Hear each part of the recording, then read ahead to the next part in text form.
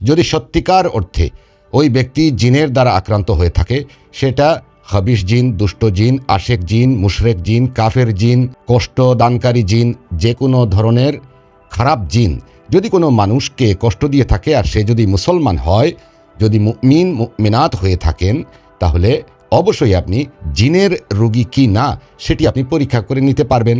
এবং আপনি কুরআনুল কারীমের এই আয়াতটির মাধ্যমে অতি দ্রুত সময়ের ভিতরে ওই ব্যক্তির শরীর থেকে জিনকে অথবা জিনগুলোকে পুড়িয়ে দিতে পারবেন।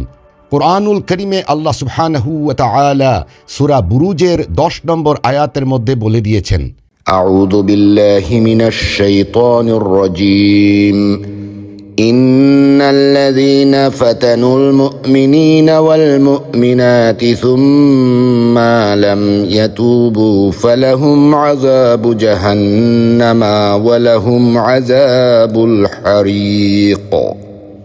এই আয়াতটি যদি কোনো ব্যক্তি জিনগ্রস্ত রোগীর সামনে বারবার পাঠ করতে থাকেন এবং কিছু পানির মধ্যে ফুঁক দিয়ে ওই জিনগ্রস্ত রোগীর উপরে ছিটা দেন এবং কিছু পানি তাকে খাওয়ান, সাথে সাথে ওই মানুষের শরীরে যদি খবিশ জিন, নাপাক জিন, দুষ্ট জিন, মুশরেক জিন, আশেক জিন, যত বদ জিন আছে পুড়ে যাবে, পুড়ে ছারখার হয়ে যাবে। কিন্তু একটি কথা মনে রাখবেন, অনেক মানুষ মানসিক রোগী থাকে, মানসিক সমস্যায় ভুগেন, অনেক মানুষের মানসিক সমস্যা থাকে, কিন্তু অনেকে সেটিকে জিনের রোগী বলে চালিয়ে দেন।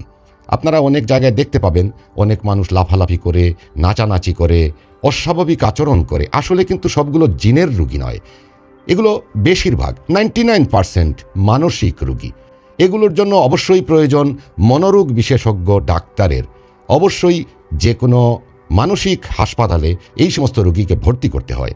আর যাদের মধ্যে দুষ্ট জিন থাকে, আশেক জিন থাকে, মুশরেক জিন থাকে, তাদের মধ্যে কী অবস্থা হয়, তাদেরকে ধীরে ধীরে শেষ করে দে, নিঃশেষ করে দে। ইনশাআল্লাহ সূরা বুরুজের 10 নম্বর আয়াতটি পাঠ করবেন, আমি যেভাবে করলাম ঠিক সেইভাবে ওই জিনগ্রস্ত রোগীর সামনে পাঠ করতে থাকুন।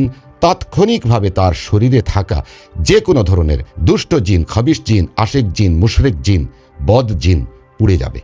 সেটি আল্লাহ পাকের গজবের আগুন দ্বারা পুড়বে, যে আগুন দ্বারা আল্লাহ পাক জাহান্নামকে প্রজ্বলিত করবেন, যে আগুন দ্বারা জিনদেরকে জাহান্নামে নিয়ে পুড়িয়ে মারবেন, সেই আগুন দ্বারা। সেটি আমরা চোখে দেখব না, কিন্তু জিনেরা পুড়ে যাবে।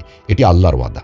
এই ভিডিওটি অবশ্যই শেয়ার করবেন, লাইক করবেন, কমেন্ট করবেন এবং আপনার শরীরে এই রকমের কোনো আলামত আছে কিনা কমেন্টে জানাতে ভুলবেন না।